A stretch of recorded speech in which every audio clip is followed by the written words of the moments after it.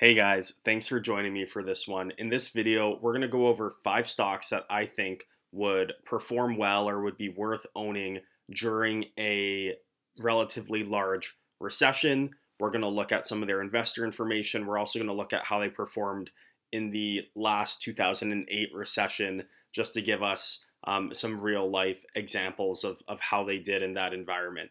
If you like this type of content, please subscribe to the channel, give a thumbs up to the video. It really helps the channel out a lot, and would love to hear from you guys in the comments if you own any of these stocks, what your thoughts are on owning these in a recession, or if you have other stocks that you would recommend. So we're just going to get right into it. The first stock that I have here on the list is Lockheed Martin. Lockheed Martin is a defense company, and to speak blatantly, it's essentially a weapons company that is somewhat uncorrelated to the broader market because their revenue really ties to defense spending around the world. People making more tanks, missiles, aircraft, stuff like that. So, unfortunately, sometimes when the economy is going down, if it's because of geopolitical um, variables, Lockheed's actually a hedge because it's going up, supporting or producing the tools that go into those kinds of affairs and stuff like that. So definitely, maybe a stock that some people don't like to own because of that. But at the end of the day, it's a very recession-proof stock because it's just not the type of products that an average consumer is purchasing. It's kind of on its own scale in terms of its revenue growth and decline.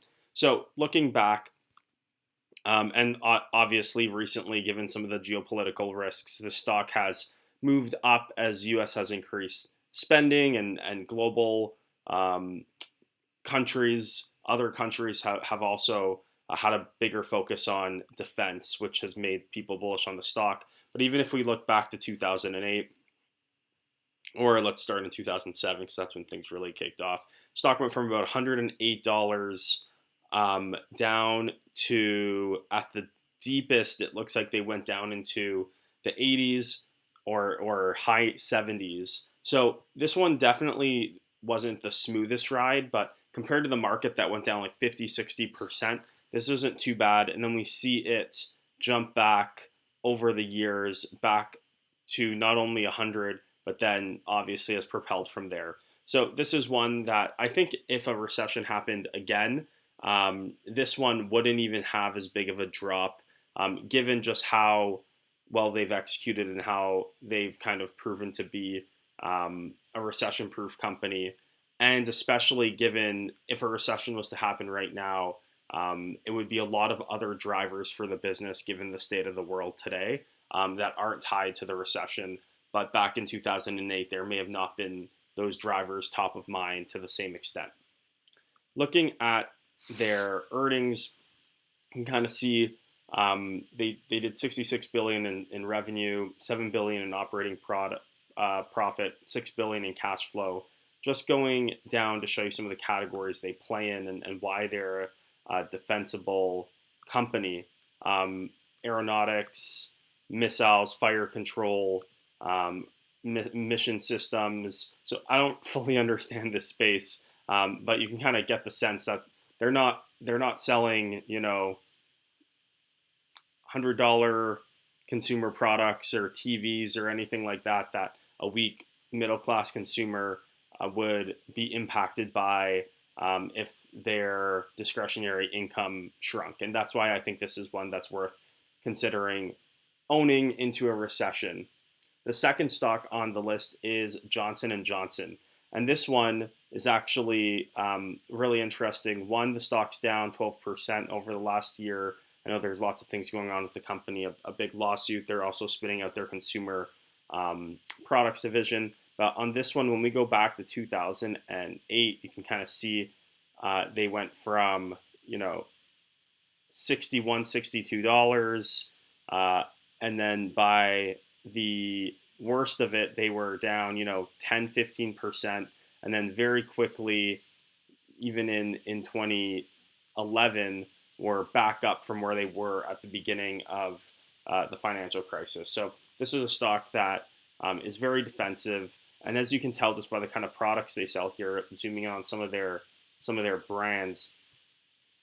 On the consumer health side, which they currently still own, Listerine, Tylenol, baby powder, pharmaceutical, lots of these pharmaceutical drugs are things that people is really need. It's like fundamental to their life, and their quality of life is significantly lower without it. So it's usually the first type of thing that they're investing in. Med tech is riding a broader secular train with baby boomers and stuff like that, and the need to have these types of products in hospitals. Lots of this isn't directed to the consumer. It's more making sure our health system is adequate and up to date. So this is also very defensive as well. So I think the combination of these three divisions are adding diversification, but they're all relatively defensible in nature. So I think if a recession was to hit again, you may see something similar where, there could be some margin contraction, whatever it may be, but I don't anticipate a big drop occurring similar to what was experienced in 2008 on Johnson & Johnson. Stock number 3 is McDonald's. So if we go to McDonald's here and we look at October 2007 to 2009, we actually see the stock up 10%. And this is something that we talked about on a prior video from yesterday with Dollar General and below 5 really getting a lot of hype and earning expansion on price to earnings ratios from investors as people think people are going to be trading down to those retailers. We saw that in action in 2008 when lots of people were going to McDonald's more frequently because they'd be going there instead of going to a restaurant where they have to sit down and pay more money. Or if it was supposed to be a night out, maybe instead of that, they don't have $100 to spend on a night out. They're just going to order McDonald's for the family, go pick it up, bring it home, or eat it at the restaurant, whatever it may be. So we see this as a company that's really been firing on all cylinders as the economy's been expanding, but is also really well positioned for when the economy slows down, because you're going to see people trade down into it. And it is a really good value, relatively speaking, to everything else that is available in the market. Now, because of this, you tend to pay a pretty high price to earnings. I think they're on track to do about $10 EPS next year. So you're paying like a 26 times forward earnings, give or take, because investors are realizing that, hey, no matter what way the economy goes, McDonald's is going to be fine and come out of it stronger. But definitely one that I don't think you'll get crunched on in a recession relative to the market. Going to stock number 4 is Genuine Parts Company. So this one's interesting. This company, we talked about a lot. It's a company that has been paying an increasing dividend for over 50 years. They own like Napa Auto Parts, companies like that. And in the last recession, they actually got hit pretty hard, going from, 40 and change a share, all the way down 45% from there into, the mid-20s. So on this one, they buy back so much of the company, so many shares in their capital allocation strategy, that I don't think that would happen again, especially now with how much they buy back. But if it did, it would honestly be something that may represent a good buying point to get into the company at a lower valuation while they're buying more and more of the company for you. And then that's really just going to cause one of these accelerations that you see here with the company going up 100 to 200% in a short period of time. Given they've been executing on their strategy, you got in at a low relative valuation, and then they're also buying more and more shares, compounding that share of the company that you own. So I don't know if this one will hold up as well, because it's in kind of a space with transportation and automobiles that may be impacted, and people may be less willing to fix their cars often, go for oil changes, whatever it may be. But I think any weakness in a company like this over the medium term is a great opportunity to buy in. And I think operationally they'll do still okay in a recessionary time. Okay, stock number 5. This is a new company for me, but I looked into it a bit. Flower Foods. This is a company, for those of you who aren't familiar, that own a lot of brands around bakery and bread specifically. So I'm just going to scroll here The main one that I'm familiar with is Wonder, but I've seen some of these other brands as well around, desserts, bread, buns, etc. So that's kind of just giving you a feel of the type of business that they play in.